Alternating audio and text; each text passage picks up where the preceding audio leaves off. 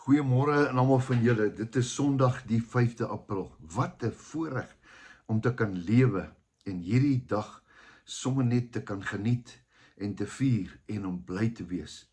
Want een van die grootste gebeurte wat die wêreld se geskiedenis ooit gesien het, was hierdie dag. Baie jaar gelede, 2000 jaar gelede, toe Jesus Christus, die Seun van God, opgestaan het. Wel, ek gaan so 'n bietjie daaroor praat vanmôre en ook die voorafgaande dinge wat daarmee gebeur het. Ja, ek is weer terug by die huis. Ek het 'n wonderlike naweek gehad, bietjie daar buite in die veld gewees. Wat 'n wonderlike voorreg om so bietjie te kan uitkom en lekker vars lug te kry. Ons gaan ook vanmôre nagmaal hou en ek doen dit met so lekker hart want dit is rede, daar's 'n voorreg om dit te kan doen. So as jy dit saam met my wil doen, doen dit asseblief saam met my.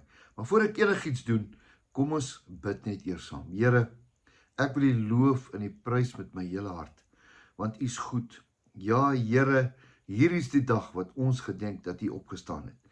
Ja, Here, U was verniel, U was vermink. Die duiwel wou U doodgemaak het. Maar Here, dit was alles deel van Vader se plan, sodat U moes sterf, sodat ons kan lewe. Dankie daarvoor. Ons vier dit vandag met oorwinning in ons hart. Daarom kan ons lewe, want Hy lewe. Here, ek wil U loof en U prys. Seën hierdie boodskap vanmôre, Here. Elke woord wat ek sê, bid ek as ook die nagmaal, is my gebed in Jesus Christus se naam. Amen. Vanmôre vroeg word ek wakker. Ek luister na RSG en daar's iemand wat so 'n bietjie gesels oor die opstanding.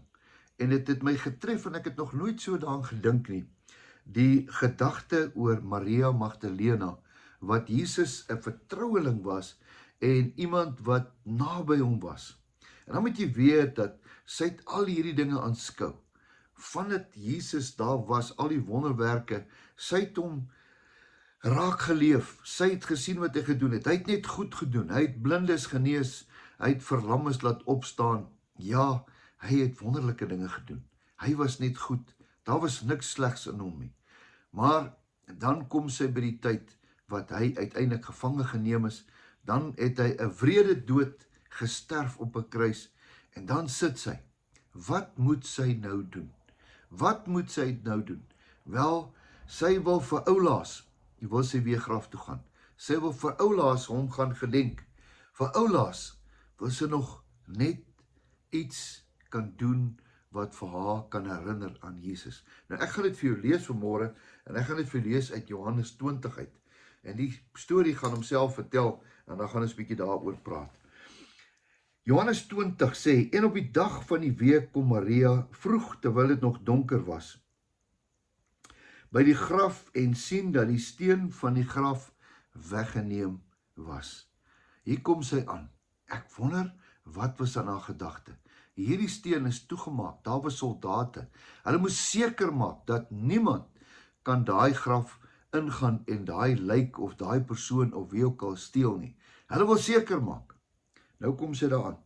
Sy hardloop toe en kom by Simon Petrus en die ander disipel vir wie Jesus lief gehad het en sê, hulle het die Here uit die graf uit weggeneem. En ons weet nie waar hulle hom neergelê het nie. Toe gaan Petrus en die ander disipel uit en kom by die graf. En die twee het saam gehardloop en die ander disipel het nog vooruit gehardloop, vinniger as Petrus, die eerste by die graf en om eerste by die graf uit te kom. En terwyl hy neerbuk, sien hy die doeke lê, maar hy het nie ingegaan nie.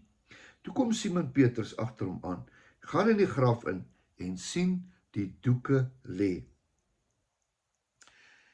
En die doek wat op sy hoof was, sien hy nie by die doeke lê nie, maar opgerol op een plek afsonderlik. Daarop het hy ook die ander disipels wat eerste by die graf gekom het ingegaan, en hy het gesien en geglo, want hulle het nog nie die skrif verstaan wat gesê het dat hy uit die dode moes opstaan nie. Hy moes opstaan nie. En die disipels het weer huis toe gegaan. Maar Maria het buitekant by die graf gestaan en geween. En terwyl sy ween, buig sy na die graf toe. Ek wil hê julle moet mooi hoor wat nou in die volgende paar sinne gaan gebeur. En sy sien 2 engele daar sit met wit klere aan. Een by die hoof en een by die voete van die liggaam waar Jesus gelê het. En hulle sê vir haar: "Vrou, waarom ween jy?" Sy antwoord: "Omdat hulle my Jesus weggeneem het, en ek weet nie waarna toe het hulle hom neergelê nie." En toe sy dit gesê het, draai sy haar om agtertoe en sien Jesus staan. Prys die Here. En sy het nie geweet dat dit Jesus was nie. En Jesus sê vir haar: "Vrou, waarom ween jy? Wie soek jy?" Sy het gedink dat die tuinier was en antwoord hom: "Meneer, as u hom weggedra het, asseblief sê net vir my waar hom neergelê het en ek sal hom wegneem." En Jesus sê vir haar: "Maria." Sy draai haar om en sê vir hom: "Rabboni." Dit beteken meester. En Jesus sê vir haar: "Raak my nie aan nie, want ek het nog nie opgevaar na my Vader nie, maar gaan na my broers en sê vir hulle: ek vaar op na my Vader en na julle Vader toe, en my God en ook julle God." Maria Magdalene het aan die disippels dit gaan vertel, dat sy die Here gesien het, en dat hy voor dit vir haar gesê het. Nou ja, tot sover. Hierdie is 'n wonderlike deel. Ek wil kom by die punt, dit wat Jesus gesê het, het hy gedoen. Hy het gesê, hy gaan opvaar. Hy het gesê, hy gaan sterf. Hy het gesê, na 3 dae sal hy opstaan. Hy het dit gesê. Alles wat Jesus gesê het, het hy gedoen. Hierdie is baie belangrik dat ons dit vandag hou. Hier kom Maria. Die mense kan sê, maar hier is 'n getuienis. Hier is 'n getuienis dat Maria, die een wat naby hom was, die een wat hom geken het, die een wat tyd mee spandeer het, wil vir Oulaas nog 'n draai maak by die graf. Dan vind sy 'n leë graf. Sy kon dit nie glo nie. Haar verstand het daai oomblik 'n bietjie stil gestaan. En dan buig sy neer en sy sien Jesus agter haar staan. Sy draai om. Jesus leef. Sy het dit gesien.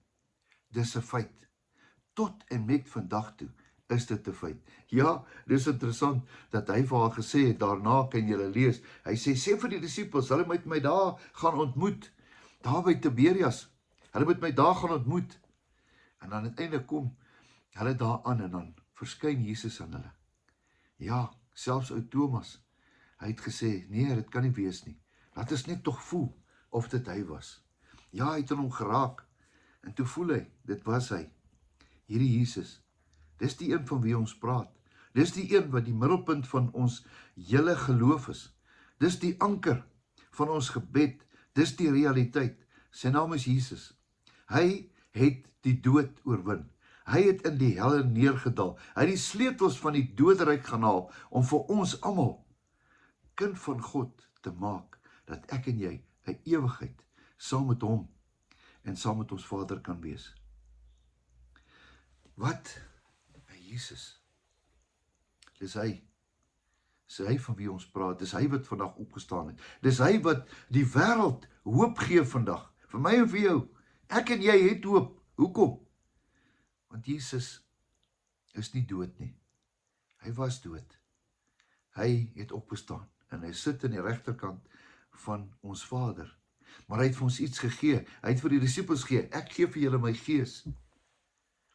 Ek en jy is sy disipel, sy gees bly in ons. Ons gees hier binne leef, want ons weet, hy leef, want hy leef hier binne in ons.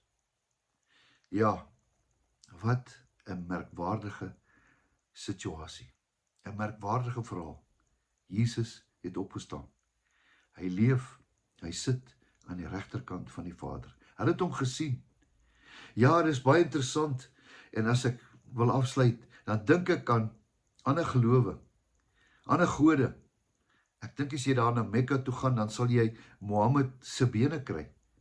Ja, daar in Mekka, hy is begrawe. En ek dink jy sal al die ander groot gode sal jy kry. Ja, hulle het hulle begrawe. Maar Jesus het opgestaan. Hy leef. Dit wat hy gesê het, is dit wat hy gedoen het. Vanmôre wil ek dankie sê vir Jesus, met my hele hart. Dankie dat u ons as Christene, as kinders van die Here, as absolute gelowiges, vanmôre hoop kom gee het en sê, hulle het hom gesien, die graf is leef, leeg. Hy het die dood oorwin, hy het die hel oorwin. Hy het opgestaan. Vir my en vir jou. Vanoggend wil ek hê, jy moet saam met my nagmaal gebruik. Hierdie was so belangrik wat hy gedoen het. Hy het vir sy disippels gesê, hierdie is my liggaam, wat gebreek gaan word vir julle, en ook vir julle daar in Suid-Afrika 2000 jaar van nou af. Hierdie is my liggaam. Neem dit, eet dit, laat dit deel word van jou. En dan dink jy, wat ek vir jou gedoen het, sodat jy kan lewe. What a story. Vanmôre wil ek hê, vat jy die brood, sit hom in jou mond, breek hom met jou tande, en weet, so was Jesus vir my en jou gebreek, sy liggaam, sodat ek en jy kan lewe. Kom ons doen dit tot sy gedagtenis.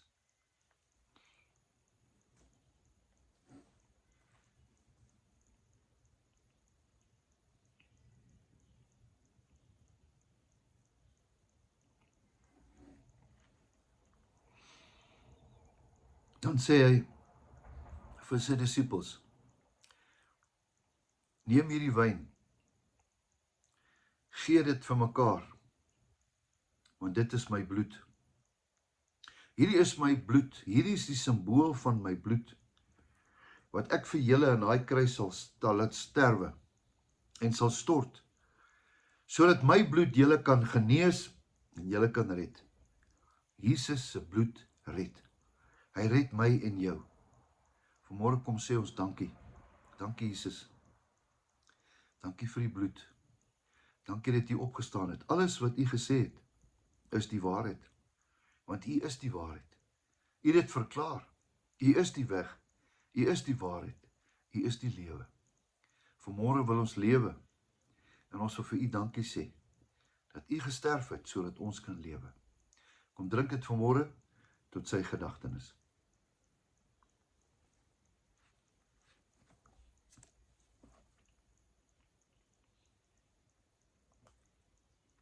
Hemelse Vader,